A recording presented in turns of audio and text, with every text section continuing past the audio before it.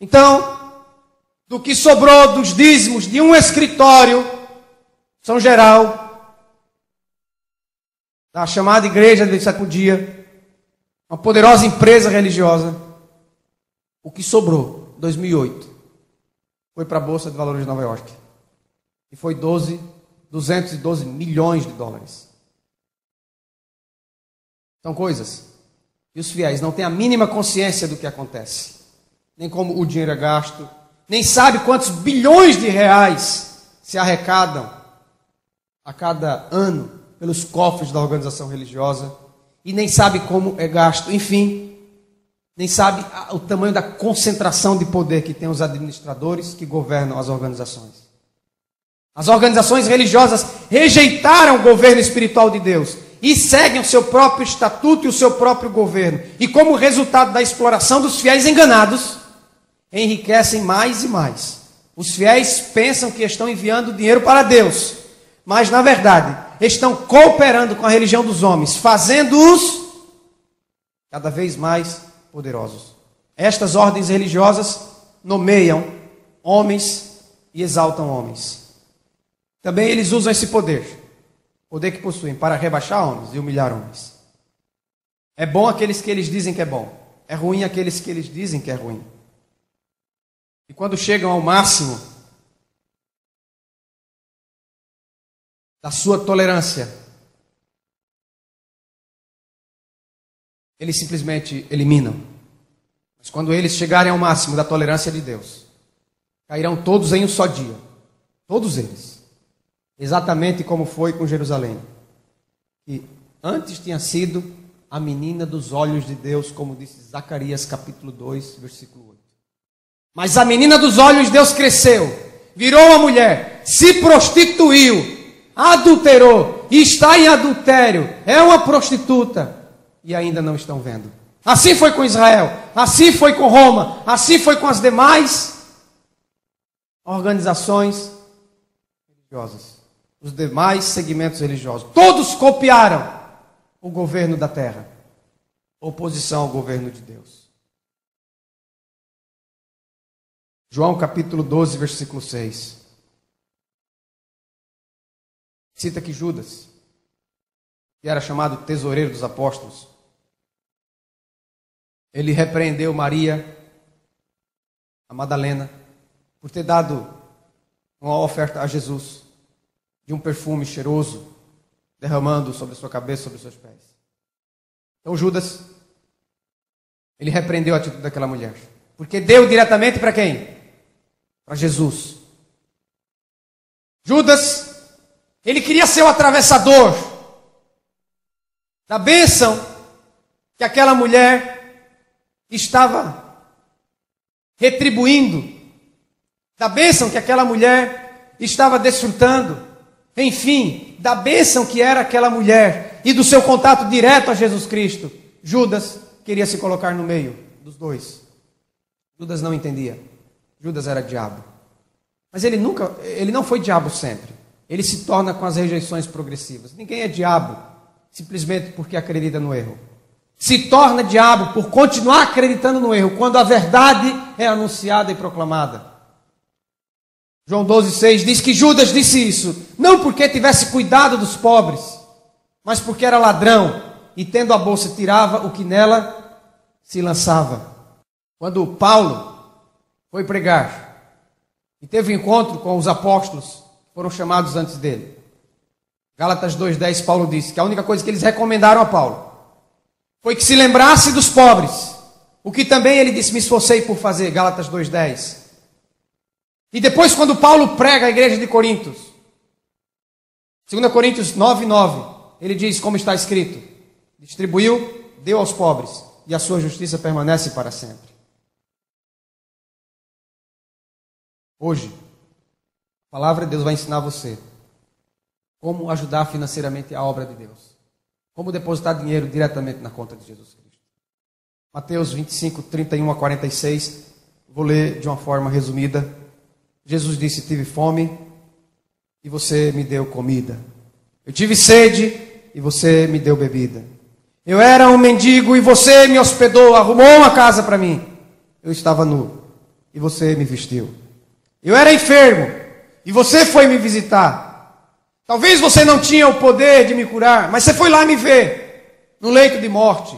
Não diz que você foi me curar, diz que você foi me ver.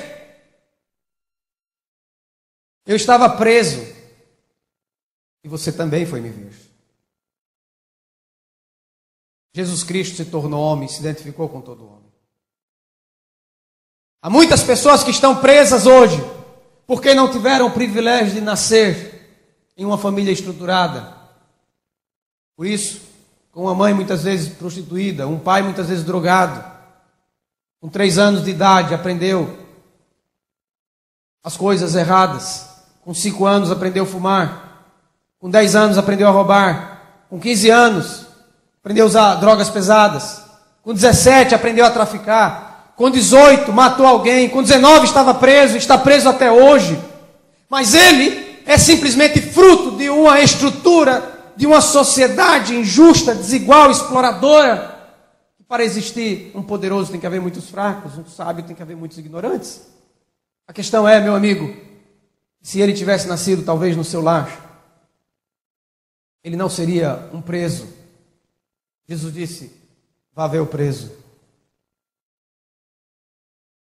Sempre que o fizestes a um destes meus pequeninos irmãos, a mim o fizeste, disse Jesus. Uma melhor tradução para o texto grego, pequeninos, seria esquecidos. Então vamos reler o texto. Sempre que o fizestes a um destes meus esquecidos irmãos, a mim o fizeste. Então hoje, eu digo para você, onde está a conta corrente de Jesus Cristo? É a conta do pobre. Provérbios capítulo 19, versículo 17. Quem se compadece do pobre, a Deus empresta, e Ele lhe paga o seu benefício. O pobre é aquele que está em posição de inferioridade, é aquele que está abaixo de você e não acima de você. Você tem que mandar força, não para cima, força para baixo, para levantar quem está no chão. Você tem que mandar dinheiro não para cima, é para baixo, para tornar o desigual igual a você. Ele tem que dormir no seu colchão, ele tem que morar na sua casa. São forças de expressão de linguagem, o que eu estou querendo dizer. Em nome da religião, nós não podemos ter mais do que os outros.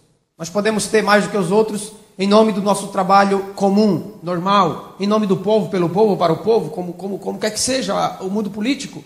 Ou por uma empresa, por um concurso que você passou e está ganhando bem. Então você pode isso. Mas não em nome da religião, não em nome de Jesus Cristo. Não ganhando às custas da ignorância e da fraqueza do povo. Não. Em nome de Jesus, o que você tem que fazer, em nome da religião, é mandar para baixo e não para cima. É erguer o que está caído. É ir ao necessitado. Prestar um culto verdadeiro a Deus. Não é se envolver com pessoas que estão de barriguinha cheia em um lugar, em um ambiente maravilhoso, ficar cantando alegremente, enquanto ao seu lado milhares e milhares estão morrendo de fome com a barriguinha vazia, quando milhares e milhares estão chorando lá fora, adoecidos, enfermos. Nós temos os nossos problemas e não é em uma casa chamada igreja que serão resolvidos. Não, é na vinda de Jesus Cristo. Temos que olhar para Jesus, ignorar os nossos problemas e ir atrás daqueles que estão com problemas maiores do que os nossos. E em nome de Jesus, ajudar essas pessoas. O pobre é aquele que está em posição de inferioridade. São os esquecidos, os injustiçados, os indefesos. São os inválidos. É qualquer um que está em desvantagem em relação a você. Se você quer adorar a Deus, adore a Deus, amando, ajudando, salvando aquele que está abaixo de si. Hoje, nós aprendemos que o dízimo das religiões é falso. E dar dinheiro para Deus, ou para a obra de Deus, ou para Jesus, é dar para os necessitados. Vamos tirar o foco do homem. Vamos deixar de exaltar o homem e vamos colocar os homens em igualdade. Em nome de Jesus Cristo, não pode haver nem rico, nem pobre. Grande, pequeno, líder e liderados, governantes e governados, maiores e menores, homem ou mulher, porque em Cristo nós todos somos um. Jesus nos chamou e disse, eu sou o bom pastor, eu dou a minha vida por vocês. E vocês que são as minhas ovelhas me ouvem e me seguem. E quem me segue não andará nas trevas. Ele disse que haveria um só rebanho e um só pastor. Um só rebanho de ovelhas iguais, que se alimentam igualmente, que têm a mesma gordura e o mesmo peso, que dormem no mesmo pasto, que bebem da mesma água. A religião de Cristo, a religião de Deus, que é Jesus Cristo, torna os homens iguais em privilégios. Torna os homens iguais em paternidade. Somos todos filhos de um mesmo Pai e não desiguais.